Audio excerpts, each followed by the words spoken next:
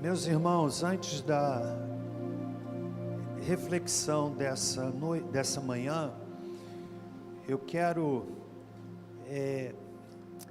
encorajar você a ouvir a palavra que foi dada no culto de quarta-feira. Está no Spotify, você pode acompanhar a maldição da ingratidão. E certamente vai edificar você ouvir aquela palavra baseada no texto de Gênesis capítulo 40. Muitas vezes nós somos amaldiçoados porque somos ingratos. Deixamos de ser abençoados porque somos ingratos. Então eu quero, mais do que encorajar, quero desafiar você a ouvir a palavra que demos na quarta-feira passada. Ainda também o irmão Lindomar, que está conosco, está dando microfonia aqui, irmão. Irmão Lindomar, que está conosco, ele pede à igreja, agradece a igreja, já que está o Lindomar, ali Lindomar, esse irmão, né? Você quer dar uma palavra para a igreja, é isso? Não?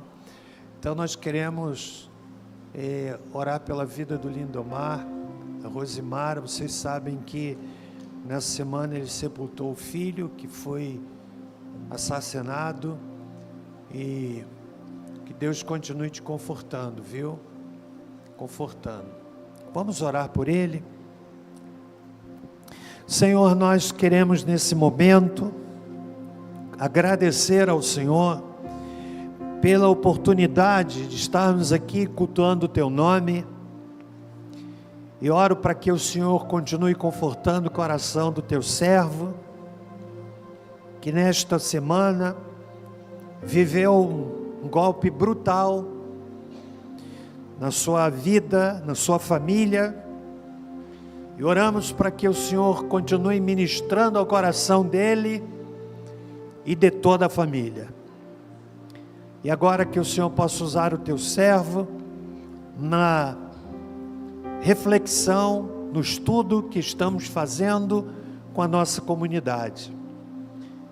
Precisamos da tua graça, oramos assim em nome de Jesus. Amém.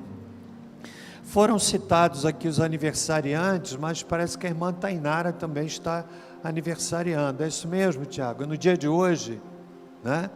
Então, Deus abençoe a Tainara. Não a vejo aqui no auditório. Ah, sim. Então, que Deus abençoe a nossa irmã. Nós começamos há umas semanas atrás. Pode apagar um pouquinho mais aqui, talvez essa luz também, por favor? Nós começamos aqui uma reflexão sobre célula aí, com o título de A Revolução da Igreja através dos grupos pequenos. E hoje eu quero ver se eu consigo terminar essa sequência de estudo para apresentarmos em outro momento outros pontos relacionados à célula. Quantos aqui fazem parte de uma célula? Levante a mão, bem alto, olha.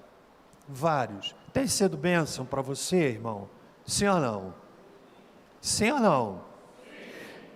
Quero encorajar muito você que ainda não faz parte de uma, a se envolver numa célula. E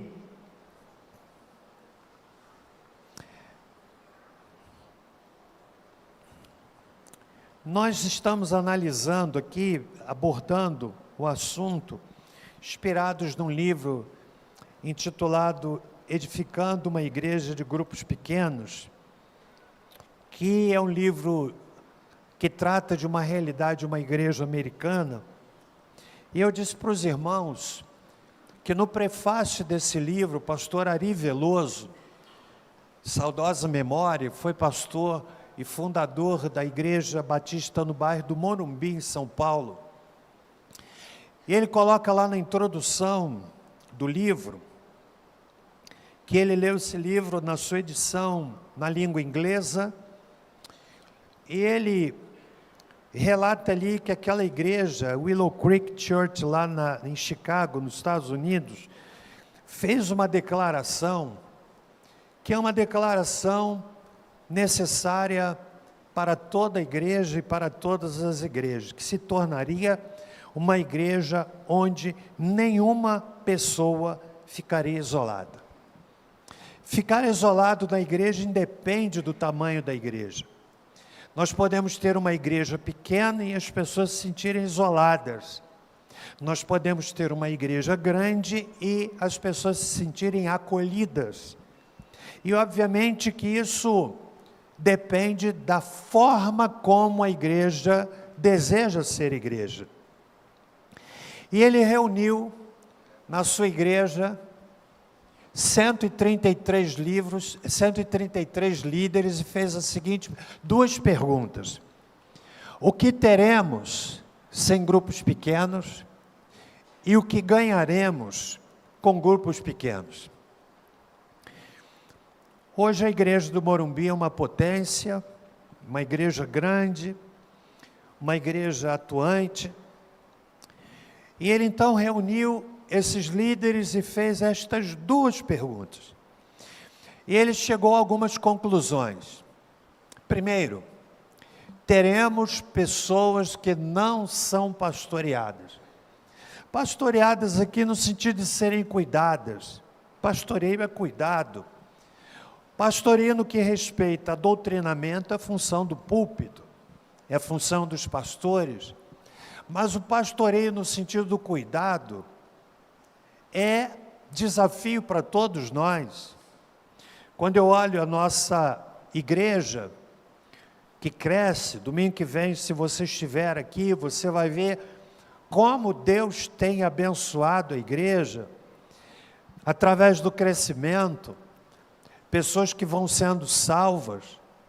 No sábado que vem, nós vamos fazer aqui um intensivo com os candidatos a membros da igreja. Você quiser vir, não tem problema, será às 17 horas, 17 até às 19 horas, nós vamos ficar aqui umas 2 horas estudando, e eu falo para eles ali que o que autoriza o batismo é conversão, só que a pessoa se converte, se ela não for cuidada, se ela não for acompanhada, se ela não experimentar o cuidado que é necessário e que é impossível de ser feito pela figura pastoral, então a pessoa não vai ser atendida.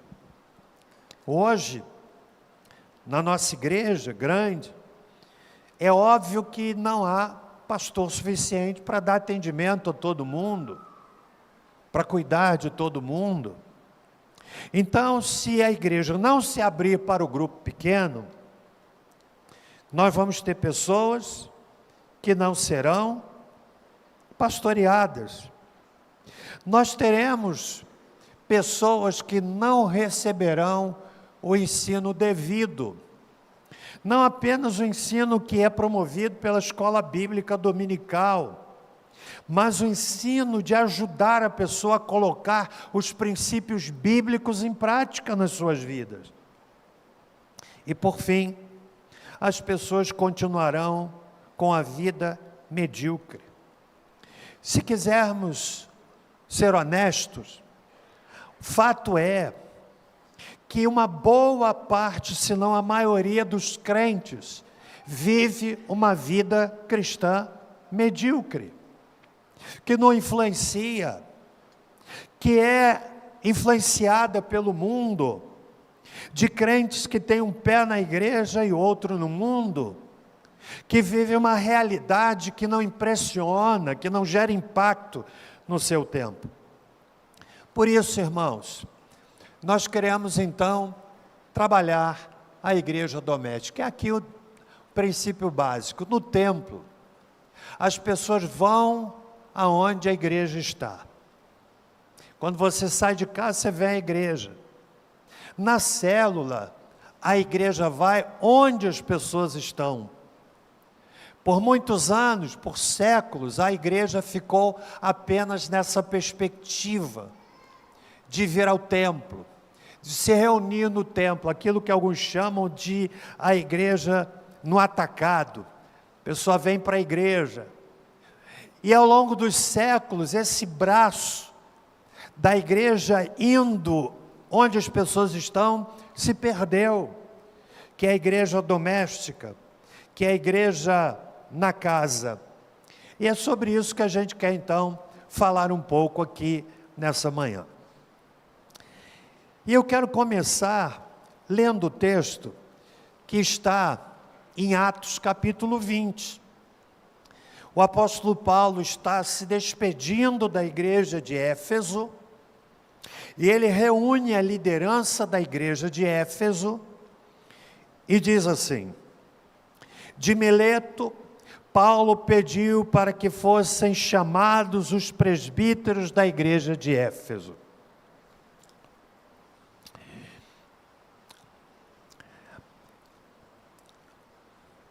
Assim que se reuniram, Paulo lhes declarou: vós bem sabeis como foi que me comportei entre vós, durante todo o tempo em que vivi convosco, desde o primeiro dia em que cheguei à província da Ásia. Servi ao Senhor com toda a humildade e com lágrimas, sendo impiedosamente provado pelas ciladas dos judeus.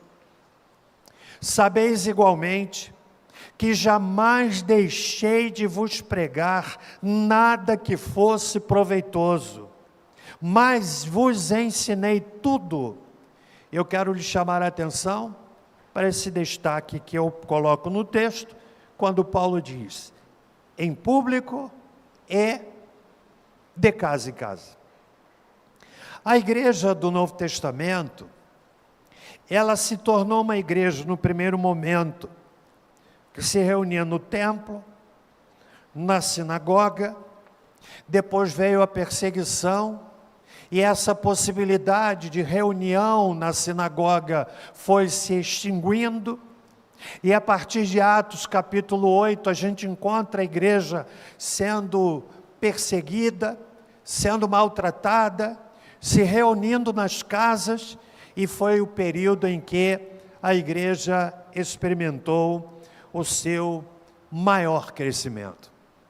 Então hoje eu quero explicar para você aqui o que é célula, o que é uma igreja doméstica.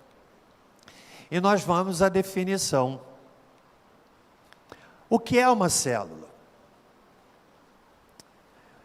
Uma célula é um grupo constituído de 6 a 16 pessoas, reunindo-se semanalmente para aprender como tornar-se uma família, adorar ao Senhor, edificar a vida espiritual uns dos outros, orar uns pelos outros e levar pessoas a Cristo.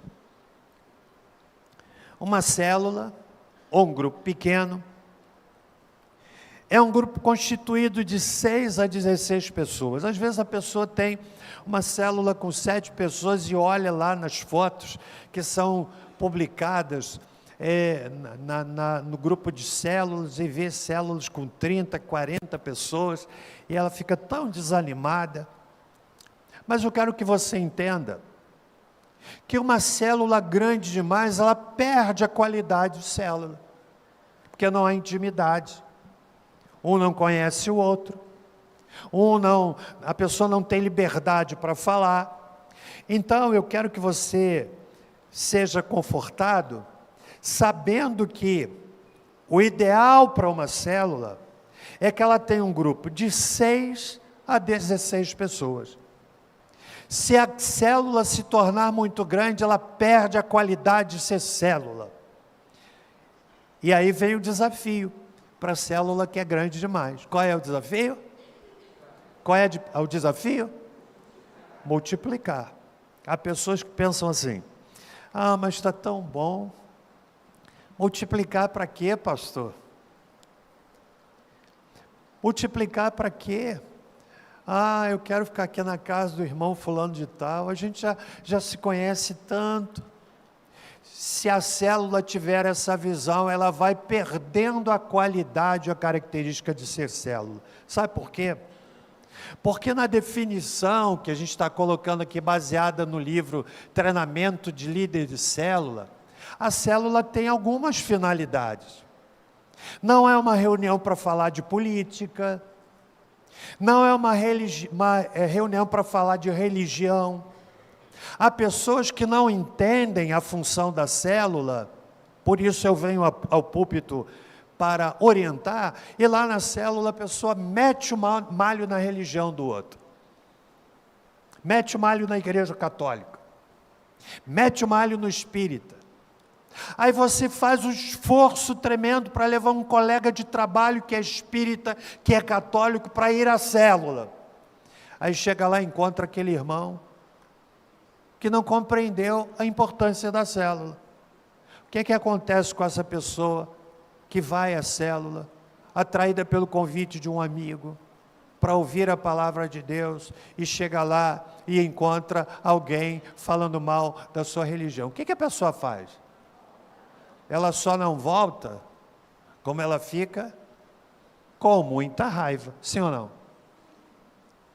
Eu me lembro, há muitos anos atrás, um irmão, de saudosa memória, aluno meu da escola bíblica, e ele disse assim: pastor, eu fui visitar uma casa e cheguei lá, tinha imagem por todo lado na parede.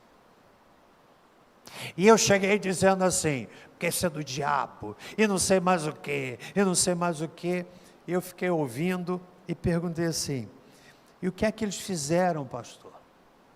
Irmão? Ele falou assim: fizeram nada. Sabe o que eu respondi? Que pena. Tinham que ter expulsado você daquela casa. Você sabe por quê? No mínimo é falta de quê? De educação, de respeito. Não é verdade? Para o ídolo sair da parede, ele precisa primeiro sair do coração. Tem crente que é idólatra. Tem crente que idolatra o pastor. Sabiam disso? Aqui não, mas lá no Rio de Janeiro, tem crente que idolatra o pastor. Eu não posso ir embora sem tocar na mão do pastor. E tem gente até que nem lava a mão. Idolatria. Tem gente que idolatra o Salmo 91. Deixa o Salmo 91 aberto o ano todo. Página amarelada. Ele nem sabe de cor, mas tem lá. O Salmo 91 aberto, sem ser lido, é a mesma coisa que a imagem para o católico na parede. Está entendendo? Então, quais são as finalidades da célula? Primeiro, se reúne semanalmente. Não dá para ter célula funcionando de 15 em 15 dias, porque não cria vínculo. Semanalmente, de preferência, na mesma casa. Por que na mesma casa? Porque se a célula mudar muito, aí a pessoa não vai uma semana, ela se não pôde ir essa semana, eu vou na semana seguinte. Aí chega lá na casa, a célula não está lá, está em outra casa. Então ela precisa ser no mesmo lugar. E olha a finalidade, primeiro para aprender como se tornar uma família. No grupo pequeno, nós temos mais facilidade de nos tornarmos família. Respeitando o outro. Talvez isso aconteça na célula de pessoas mais novas. Muita brincadeira, muito risinho, muito piadinha, muito bullying. Isso pode acontecer. Isso não cria família. Família é quando a gente respeita o outro que é diferente. A gente não faz piada em cima de uma deficiência do outro. Então, na célula, nós nos reunimos para aprender como tornar-se uma família, adorar ao Senhor, edificar a vida espiritual uns dos outros. Como é que a gente edifica a vida um dos outros? A gente edifica exortando, a gente edifica consolando, a gente edifica confrontando. E a gente precisa fazer o confronto da forma certa. Confrontar no particular e elogiar no público. Confrontar em amor. Mas também orar uns pelos outros e levar pessoas a Cristo. Então estas são as funções da célula. E em dizendo isto, nós estamos fazendo aqui um filtro de alinhamento nas células. Líderes de células, a sua célula está funcionando desta maneira. Vamos ler juntos essa definição? O que é uma célula? Leamos.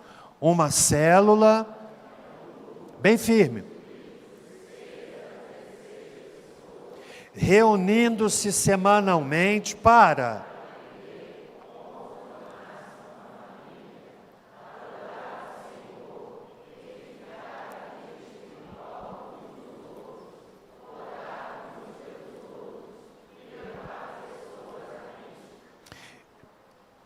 Estas são as funções da célula. Uma célula que funcione desta maneira é uma célula que vai crescendo. Precisa ganhar pessoas para Cristo. Nós tivemos célula um ano em nossa casa e ainda consideramos de abrir outra célula. E eu tenho a alegria de saber que o Júnior, nosso querido irmão Júnior, se converteu na sala da minha casa, numa reunião de célula. Quando a gente fala do Senhor, e ali pergunta, alguém quer aceitar Jesus? E a pessoa se rende a Cristo. Então, célula, ela tem a finalidade colocada aí na definição que nós colocamos, que nós apresentamos. E agora, eu quero então trabalhar essa pergunta. O que a célula proporciona? São vários itens que farão parte dessa última etapa da nossa reflexão. Amém, igreja? Hoje nós estamos fazendo de uma forma diferente. É um estudo de orientação para ajudar as células, para retomarmos o caminho de termos células saudáveis, que cresçam, que ganhem pessoas para Cristo. Então, o que uma célula proporciona? Em primeiro lugar, na célula, nós recebemos força para as tempestades da vida. Abra comigo a sua Bíblia no livro de Eclesiastes, capítulo 4. Eclesiastes, capítulo 4. Nos versos 9 a 10, no livro de Eclesiastes, nós encontramos o seguinte: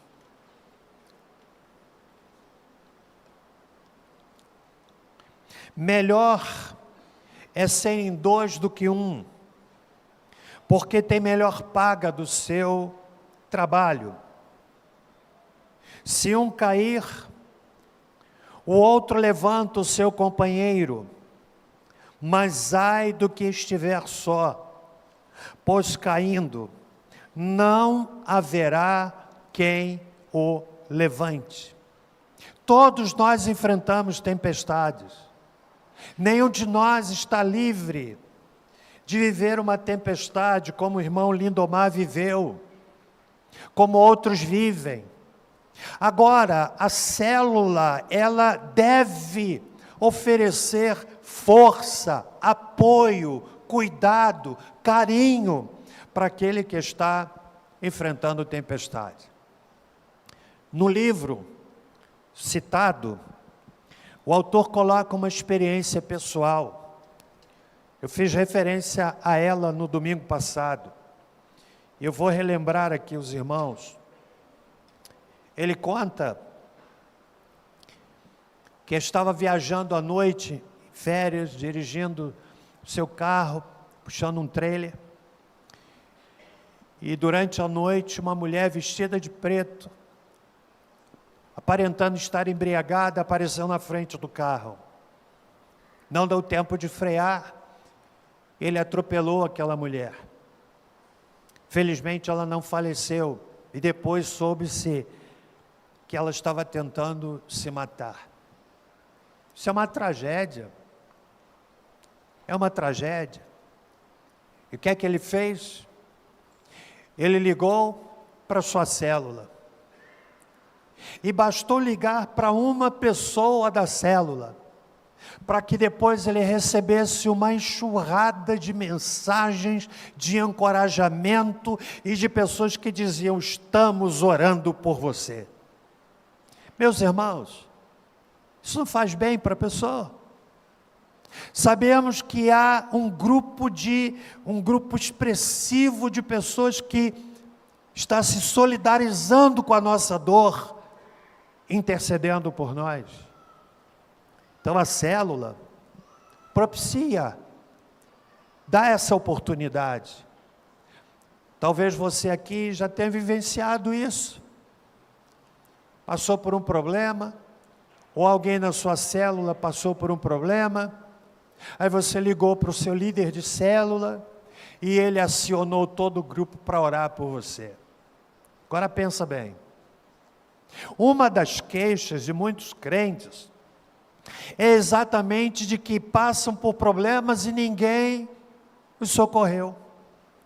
Porque uma igreja que funcione nesse modelo do grande ajuntamento, isso vai acontecer com frequência. Mas o indivíduo que estiver conectado num grupo pequeno, ele tem conexão de gente que vai orar por ele. Problema com o filho, vai fazer um exame, uma cirurgia, aí pede lá na sua célula: irmãos, orem por mim, que eu vou fazer um exame sério, orem por mim. E é extremamente gratificante sabermos que as pessoas são acionadas e nos ajudam em oração. Segundo lugar, na célula, nós recebemos sabedoria para tomar decisões. Abra comigo em Provérbios capítulo 15. No verso 22. A palavra de Deus diz assim: onde não há conselho, frustram-se os projetos, mas com a multidão de conselheiros, eles se estabelecem. Agora pense comigo. Você vai tomar uma decisão importante. E lá na sua célula você compartilha com os irmãos: orem por mim. Uma decisão séria que eu vou tomar. E se for algo que pode ser compartilhado, você compartilha, porque há coisas que você não deve compartilhar com o grupo. Aí o grupo se ajoelha, ou ora por você, levanta um clamor por você, para que você tenha sabedoria para decidir. No grande ajuntamento, é mais difícil de acontecer isso. Quantos aqui precisam tomar uma decisão importante? Levanta a mão, bem alta. Olha só, várias pessoas. Às vezes a gente recebe aqui um pedido: orar por fulano de tal. E a gente ora. Mas a igreja grande do tamanho que é, a pessoa não é nem identificada. Agora, lá no grupo pequeno, ela apresenta o pedido,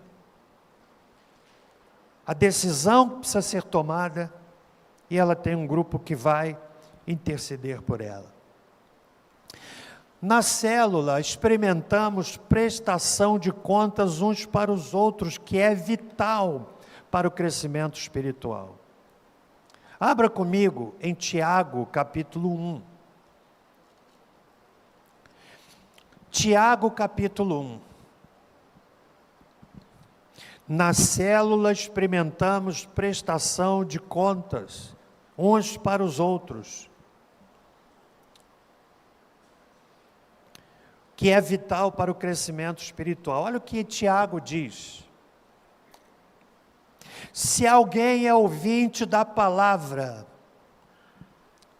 e não é cumpridor, é semelhante ao homem que contempla no espelho o seu rosto natural e, depois de se contemplar a si mesmo, vai-se e logo se esquece de como era. A mensagem religiosa, ela tem eficácia não pelo fato de preencher a nossa mente de conhecimento. A eficácia da mensagem pregada, ela tem a ver com aquilo que entra na mente, ganha o coração e se transforma em ações. Por isso Tiago diz que nós não podemos ser meros ouvintes da palavra. Você sabia que a Bíblia é verdade para nós a partir daquilo que dela nós praticamos? Porque se o indivíduo conhece a palavra e não a pratica, aquilo que ele conhece não é verdade para ele. Só será verdade quando ele coloca em prática. Como diz Tiago, sermos não meros ouvintes, mas cumpridores, praticantes da verdade. E é aí que está exatamente a grande encruzilhada que tem gerado um absurdo descrédito com a fé evangélica. Porque a palavra é uma, mas a vida é outra. Há um divórcio entre aquilo que se prega e aquilo que se vive. Há um divórcio entre aquilo que se proclama com a palavra e que se perde com a vida. Então, Tiago está aqui encorajando a sermos cumpridores. Eu não sei se todo mundo que está aqui nesse auditório dá um bom testemunho. Não tenho como mensurar, e para ser sincero, eu não vou ficar atrás do crente para saber se ele está dando bom testemunho ou não. Deus não me chamou para isso. Me chamou para pregar, para orientar. Agora, uma é a verdade que sai do púlpito, corroborada pela vida de quem prega, que não é privilégio, é dever, é obrigação. Mas a outra tem a ver com a sua atitude. Está entendendo, irmão? Tiago diz, leio outra vez, se alguém... Aliás, eu vou ler aqui o versículo, a partir do versículo de número 19. Sabei isto, meus amados irmãos, Tiago 1,19, todo homem seja pronto para ouvir, tardio para falar e tardio para se irar, pois a ira do homem não opera a justiça de Deus. Pelo quê? Despojando-vos de toda a impureza e de todo vestígio do mal. Que coisa séria! Toda impureza e todo vestígio do mal. Recebei com mansidão a palavra em vós implantada, a qual é poderosa para salvar as vossas vidas. E aí Tiago diz, e sede cumpridores da palavra, e não somente ouvintes, enganando-vos a vós mesmos. Se alguém é ouvinte da palavra, e não cumpridor, é semelhante ao homem que contempla no espelho o seu rosto natural e depois de se contemplar a si mesmo, vai-se e logo se esquece de como era. Ouvir e praticar. Colocar em prática. Dar movimento ao sentimento. Então, meus irmãos, na célula nós experimentamos prestação de contas uns para com os outros.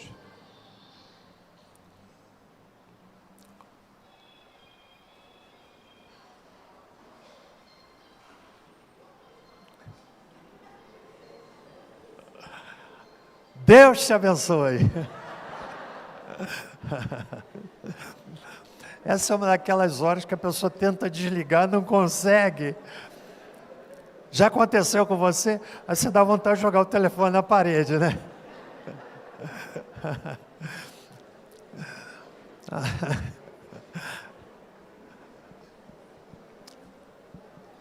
Na célula nós podemos ter aceitação. Olha o que eu tirei do livro que eu indiquei. Muita gente experimenta mais dor do que amor e aceitação na própria família. Divórcio, vícios, abuso sexual pelo cônjuge, trabalho excessivo e tensão financeira afetam a dinâmica da família. Aí o indivíduo está dilacerado, precisando de aceitação, de cuidado. Na célula ele pode ter isso.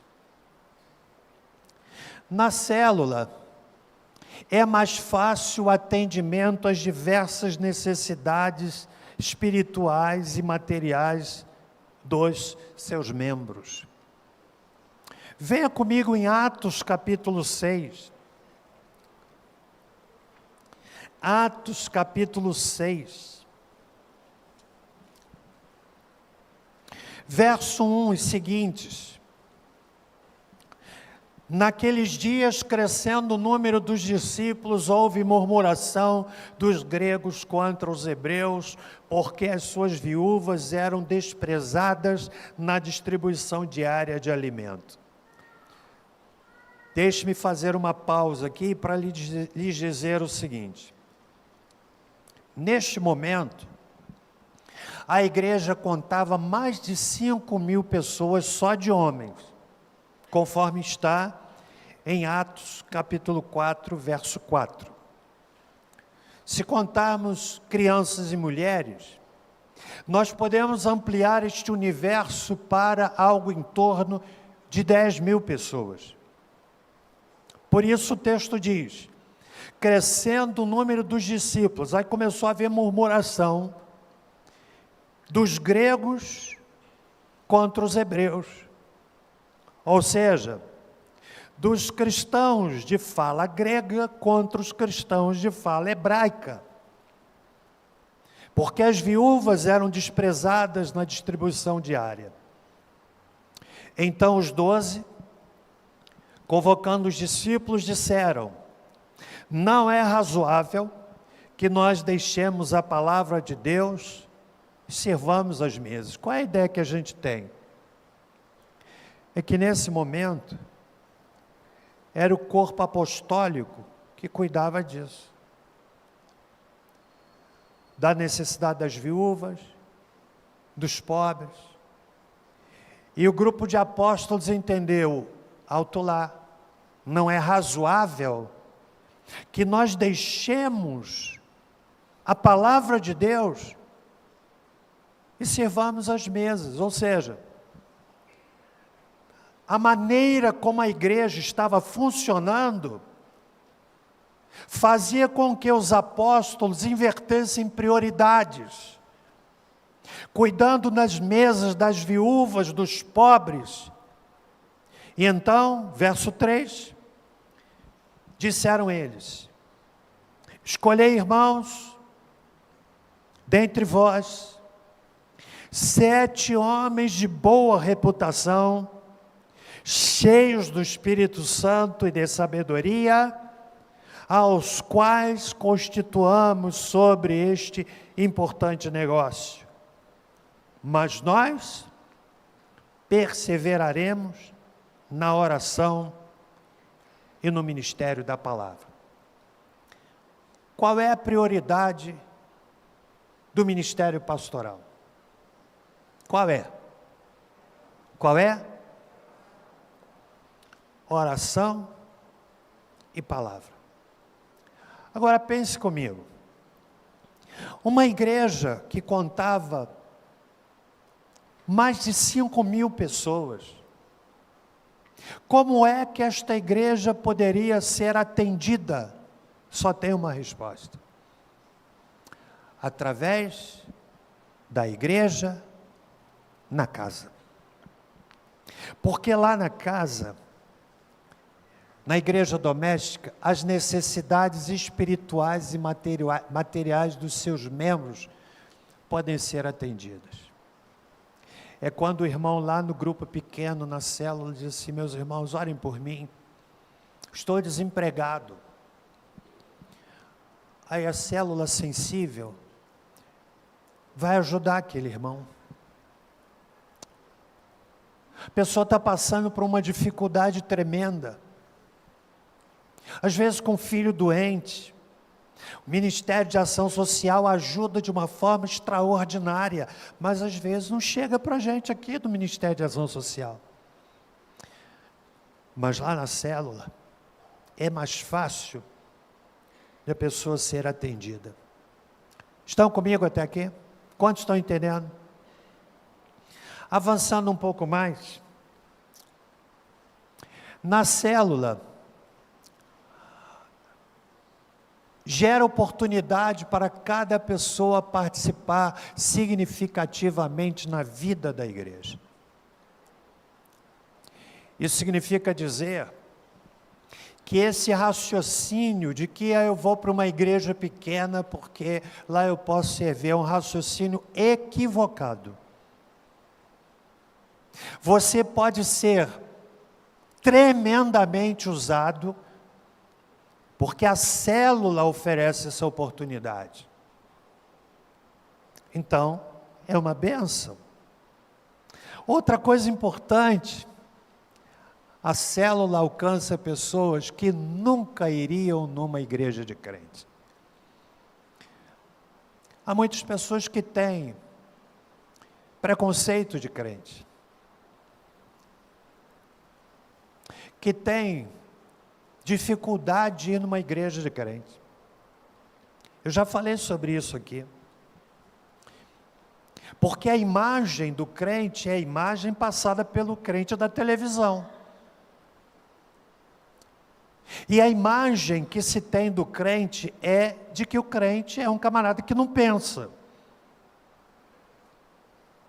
A imagem que se tem do pastor é que pastor é um ladrão. A imagem que se tem da igreja de crente é que na igreja de crente todo mundo é maluco. A imagem que se tem da igreja de crente é que lá todo mundo fica endemoniado. Porque a imagem que se tem do crente é a imagem que é passada pela igreja que está na mídia.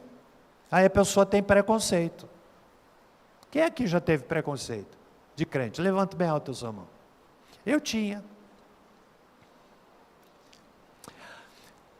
A pessoa vai na célula. Por causa do relacionamento. É o amigo que convida, olha, vai lá na minha célula. Aí a pessoa fala assim, o que é célula? É um grupo que a gente reúne para conversar sobre as coisas de Deus e para orar pelos problemas das pessoas. Agora pense a célula que funciona dessa maneira. Aí chega lá o visitante, e aquele grupo de pessoas acolhe aquela pessoa com todo carinho, com todo amor. Gente, é um princípio básico.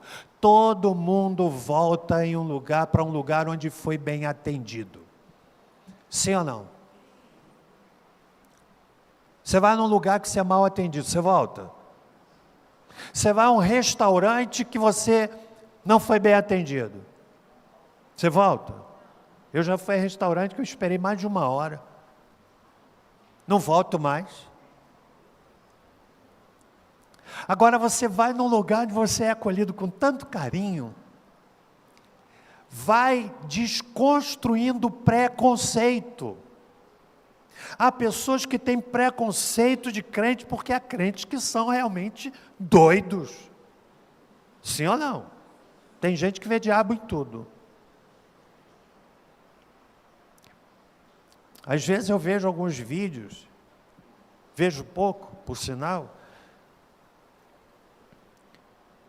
Tem um que tem um nome interessante, Crente Aranha.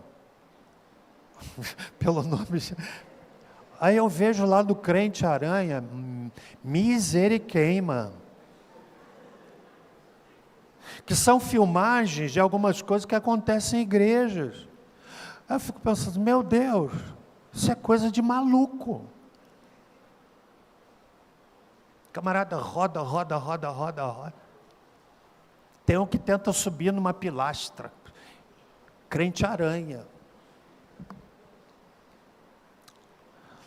Aí o camarada lá de fora olha para a igreja do crente, pensa, eu vou lá, vai ter gente querendo subir parede. Mas na casa ele vai com facilidade. Então, alcança pessoas que nunca iriam numa igreja de crente. A célula produz segurança para os membros, porque ela é um grupo pequeno. Você sente parte. A célula é um ambiente espontâneo e informal.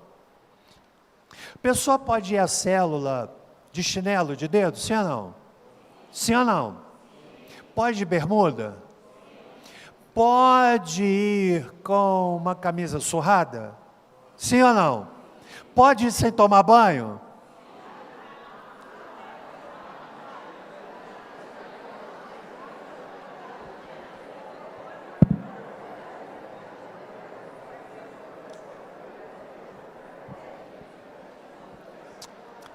Pode sim. Por quê? Imagina a pessoa que saiu direto do trabalho. Pode sem tomar banho? Porque a gente associa não tomar banho, naturalmente, a não ter um bom odor. Não é verdade? Então pode sem tomar banho. Mas se der para tomar um banho, tome. É um ambiente informal. Aqui na igreja você vê nuca. Na célula, um olha no olho do outro. Há essa conexão visual. Aqui você vê nuca. Por isso que na célula não pode ter muita gente. Senão vai ser uma congregação. Às vezes eu encontro pessoas que não conhecem a visão celular. Já ouvi isso de alguns colegas pastores me dizendo assim, pastor Celso, mais de uma vez, por sinal, eu quero pregar lá na sua célula. Não entendeu. Pregar na célula? Como assim? Tem pregador na célula? Tem ou não? Tem um facilitador. Nós vamos fazer o nosso coral da nossa célula. Falou em coral da célula? É igreja. Entende? Então a célula, ela é um ambiente informal. Informal. É a sala da pessoa, é a garagem da pessoa. E quando a célula vai crescendo, o pessoal senta no chão, bate papo. Tem o quebra-gelo. Quebra-gelo é importante, porque o quebra-gelo, ele quebra o gelo, aproxima. A célula gera oportunidade para todos servirem, todo mundo pode servir na célula. A célula gera motivação para ganhar pessoas para Cristo. É mais fácil você convidar alguém para ir à célula que convidar para vir à igreja, como já falei anteriormente. A célula é o melhor ambiente para a consolidação dos novos crentes. Sabe o que é isso? Consolidar é o seguinte: a pessoa se converte e ela precisa ser consolidada. Quando a pessoa se converte, ela resolveu o problema com relação à eternidade. É como uma criança em Cristo. Paulo, inclusive, diz que o crente é como um bebezinho em Cristo, nasceu de novo. E ele precisa ser acompanhado com todo cuidado, com todo carinho, como a gente faz com um recém-nascido. A célula ajuda a vencer a perseguição. Em Atos 8, é isso que a gente vê. Veio a perseguição, e onde quer que a igreja fosse, ela se reunia nas casas, não precisava de templo, não precisava de estrutura, precisava apenas de um local para se reunir. Eu me lembro quando tive o privilégio de visitar a maior igreja do mundo, lá na Coreia, que foi uma igreja, um expoente no crescimento através de células. Eu vi lá no mercado uma célula funcionando. O coreano tem o hábito de sentar no chão. Aliás, é uma postura muito interessante. Nós fomos a um asilo, visitar um asilo, aqueles velhinhos, idosos, todos eles sentados no chão, mas a coluna retinha. A gente senta, logo faz o arco, né? Retinhos. Eu vi lá no mercado as pessoas reunidas numa célula. E uma coisa que eu achei interessante, sabe o que foi? Porque o ocidental tem uma estrutura física do oriental. Chama atenção.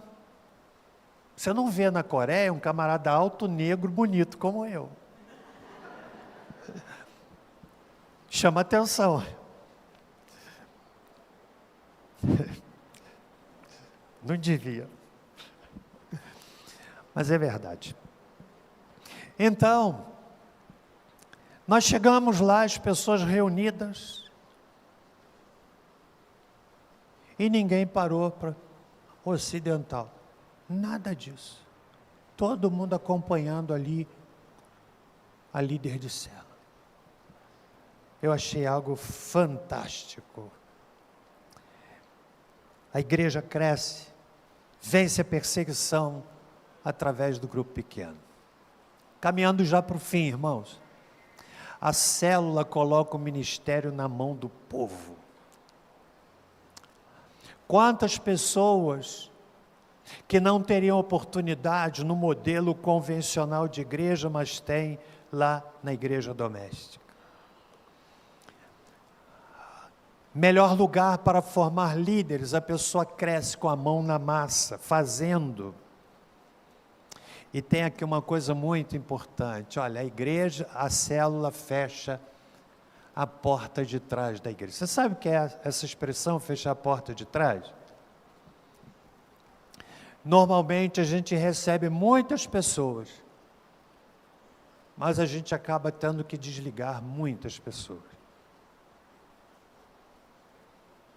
A célula segura a pessoa, porque fecha a porta de trás da igreja. Na célula as máscaras caem, que ali a pessoa é autêntica. A célula gera crescimento pela multiplicação e não pela adição. A célula garante que todos sejam cuidados. A célula produz crescimento exponencial da igreja.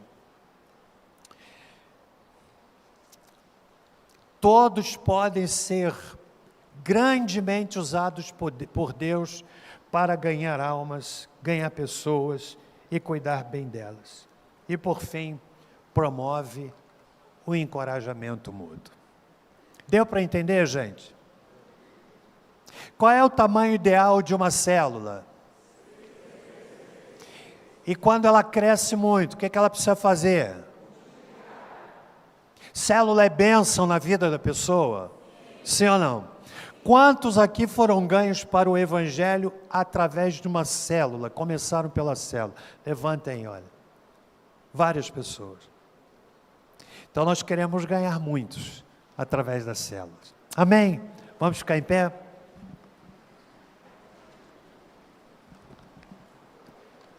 Ajudou você, irmão, nessa manhã?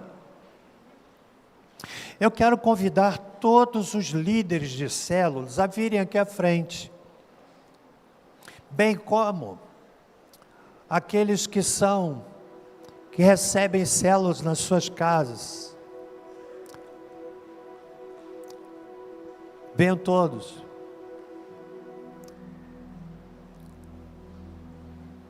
Anfitriões, venham aqui à casa também. Queremos receber todos vocês.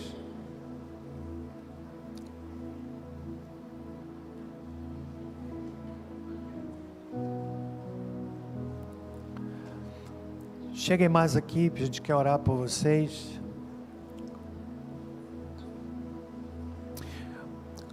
Olha só, quantos destes que aqui estão, que se não fosse célula, estariam simplesmente assistindo o culto. Mas a célula colocou o ministério nas mãos de vocês. Ainda pessoas estão vindo da galeria, que eu quero orar por vocês. Será que dá para a gente cantar aquele louvor à perseguição, não pôde deter a igreja? Sabe qual é a canção, Davi? Amado irmão, pode ser, Leandro? Estamos ainda dentro do nosso horário. Quero muito encorajar você a abrir a sua casa para uma célula. Abrir o seu lar. Nós vamos ter uma multiplicação. Onde é que está o Emerson? Vamos ter uma multiplicação ainda esse mês. A célula dos jovens, né? Você é da célula também. Tem lá quantos jovens? Uns 30, 40. Vamos ter uma multiplicação.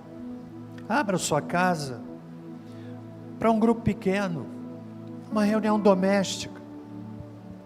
Não tem mistério. Não tem mistério. É todo dividido. Você não tem que fazer lanche a semana toda. O grupo vai se mobilizar. Todo mundo ajuda. Você vai compartilhar. Você vai poder orar por alguém. Alguém vai poder orar por você. Então nós vamos cantar esse louvor. E depois eu quero finalizar orando por todos vocês. Em nome de Jesus.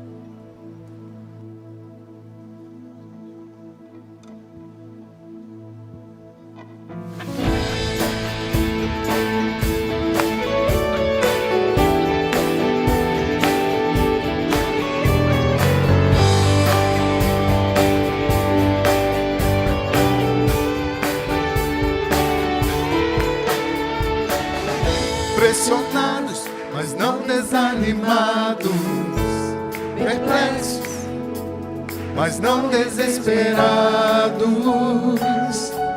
estamos de pé. Perseguidos, mas não abandonados, abatidos, mas não destruídos. Estamos de pé, não caminhamos pelo que vemos, o que nos move é o que nós cremos, nação santa, somos a igreja. Vivemos por fé, estamos de pé. perseguidos, mas não abandonados, abatidos, mas não destruídos. Estamos de pé, não caminhamos pelo que vemos, o que nos move é o que nós cremos. Nação Santa, somos a igreja, vivemos por fé, estamos de pé. A perseguição não parou a igreja, o Coliseu não parou a igreja, os leões não pararam a igreja do Senhor. Diga: o inferno não pode prevalecer. Vamos avançar, não vamos parar de crescer. Ninguém pode parar a igreja do Senhor. Diga assim: a perseguição não parou a igreja, o Coliseu não parou a igreja, os leões não pararam a igreja do Senhor. O inferno pode? O inferno não pode prevalecer. Vamos avançar, não vamos parar de crescer.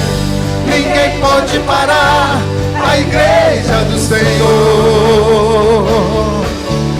Não caminhamos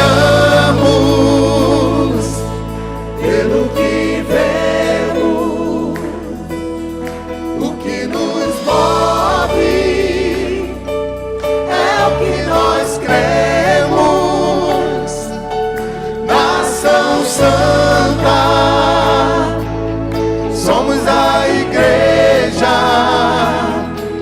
vivemos por fé, estamos de pé.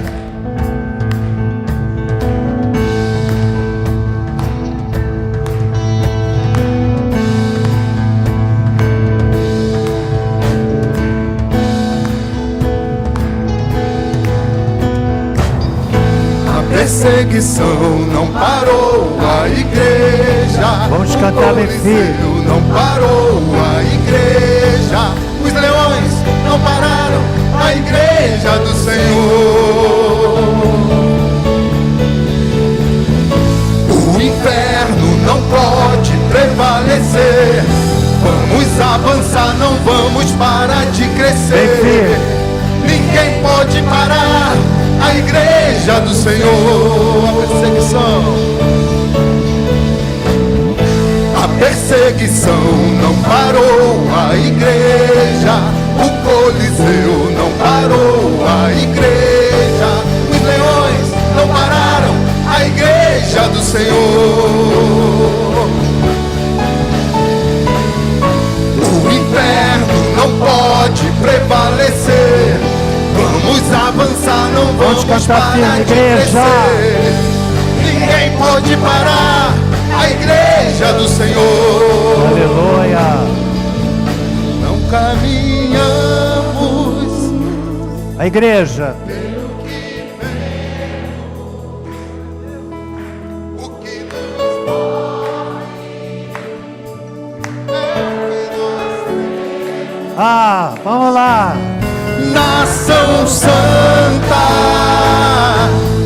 somos a igreja, vivemos por fé, estamos de pé.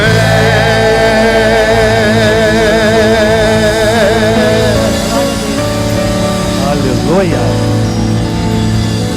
Senhor nosso Deus, querido Pai, nós louvamos o Teu nome porque nada pode parar a igreja do Senhor. E a nossa oração é que é para que através dos grupos pequenos, das células, possamos ganhar multidões para Cristo, possamos consolidar os crentes novos, e todos encontrem oportunidade para o serviço. Eu oro pelos líderes de células que aqui estão, oro pelos anfitriões, para que o Senhor os abençoe, que o Senhor abençoe cada casa que se transforma em uma igreja. Eu oro para que o Senhor dê unção renovada sobre cada um. Eu oro para que o Senhor mova o coração da igreja, para que muitos lares se abram e possamos apressar a volta de Jesus, anunciando que em Cristo há salvação para o pecador. E agora, que o amor de Deus, nosso Pai, que a graça salvadora de Jesus Cristo,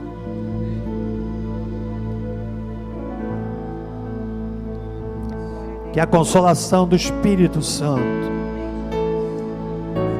conosco seja, e com todo o povo de Deus, pela face da terra espalhado, desde agora e para todo sempre. Amém. Abençoe a pessoa ao seu lado, vá em paz. Uma boa tarde para todos.